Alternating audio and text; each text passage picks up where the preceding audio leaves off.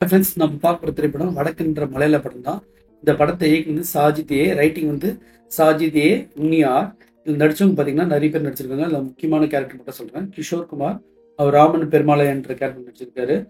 மேகா நம்பியார் என்ற கேரக்டர் வந்து பார்த்தீங்கன்னா ஸ்ருதிமணன் நடிச்சிருக்காங்க. ஸோ அடுத்தது வந்து பார்த்தீங்கன்னா ஆனா என்ற கேரக்டர் வந்து மெர்லின் பிலிப் நடிச்சிருக்காங்க. ஆர்க் என்ற கேரக்டரில் எஸ் வி கிருஷ்ணசங்கர் நடிச்சிருக்காரு. வாங்க படத்தோட கதைக்கு போயிடலாம். கேரளாவில் வந்து பார்த்தீங்கன்னா ஒரு ரியாலிட்டி ஷோ நடக்கும். அதில் வந்து அந்த ரியாலிட்டி ஷோவில் வந்து எல்லாரும் இறந்து போயிடுவாங்க, அந்த போன 6 பேரும். ஸோ இப்போ வந்து படத்தோட கதை ஸ்டார்டிங் ஆகும்போது பார்த்தீங்கன்னா ஹெல்சிங்கின்ற ஊரில் கிஷோர் வந்து பார்த்தீங்கன்னா பேரனாமல் இன்வெஸ்டிகேட்டராக அவரோட அந்த கேரக்டரிஸ்டிக் பேரனாமல் எபிலிட்டிஸ் பற்றிலாம் அவர் சொல்லி விளக்கின்றிருப்பார். அவர் பெரிய ஒரு அங்கே பிஸ்தா இருப்பார். ஸோ இப்போ வந்து பார்த்தீங்கன்னா ஒரு அஹ், காவல்துறையில் அதிகாரி வந்து இவர் கேரளா கூப்பிடுவாங்க. இது மாதிரி ஒரு ரியாலிட்டி ஷோவில் வந்து இது மாதிரி இறந்துருக்காங்க, அது வந்து அமானுஷ சக்தியா என்னன்னு வந்து நீங்கள் ஆராயணும் அப்படின்வாங்க, என்கொயரி பண்ணுவாங்க.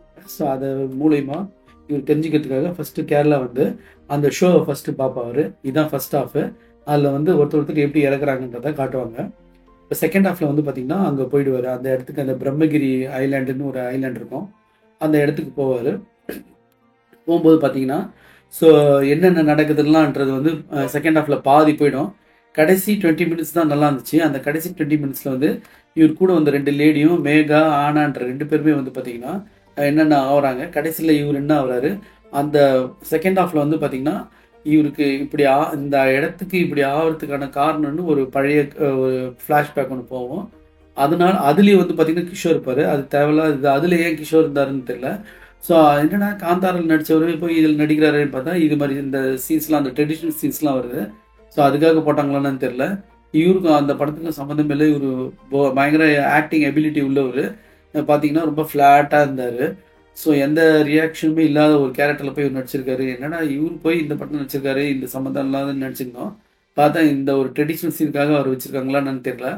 ஸோ செகண்ட் ஹாஃபில் வந்து பார்த்தீங்கன்னா இந்த 3 பேரும் அந்த பிரம்மகிரி மலையிலேருந்து உயிரோடு ஐலாண்ட்லேருந்து உயிரோட வந்தாங்களா இல்லையன்றது தான் படத்தோட செகண்ட் ஹாஃப் கிளைமேக்ஸும். ஸோ இது வந்து சூப்பர் நேச்சுரல், அது மாதிரி அமானுஷம் அந்த இதெல்லாம் வந்தால் கூட செகண்ட் ஹாஃபில் லாஸ்ட் 20 மினிட்ஸ் நல்லா இருந்துச்சு.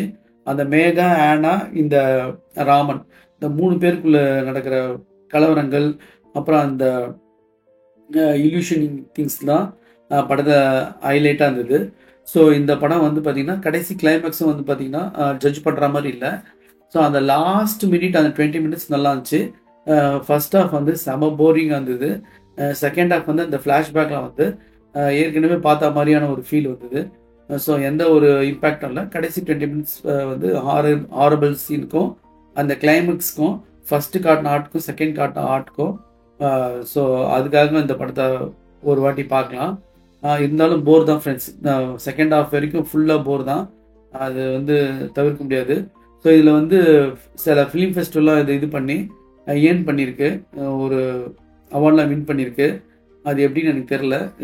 இது மாதிரி போர் படம், அதாவது செகண்ட் ஹாஃப் வரைக்கும் போராக தான் இருந்தது. அந்த ஃப்ளாஷ்பேக் வரையும் கடைசி 20 மினிட்ஸ் மட்டும் தான் நல்லா இருந்துச்சு. ஸோ ஒருவேளை அவங்களுக்கு அந்த ஜூரிக்கு பிடிச்சதானான்னு தெரியல. ஸோ என்னோட கருத்து இது.